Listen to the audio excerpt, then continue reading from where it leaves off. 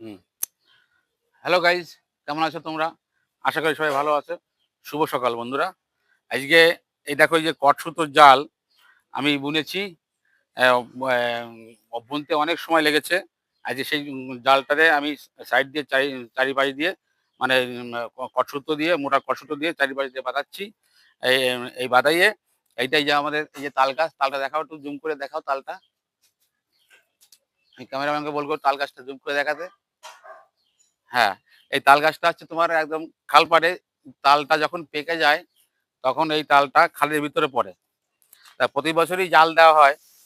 এবছর আমি কটসুতো বুনিয়ে সেই জাল টানাবো যাতে না ছিঁড়ে পড়ে।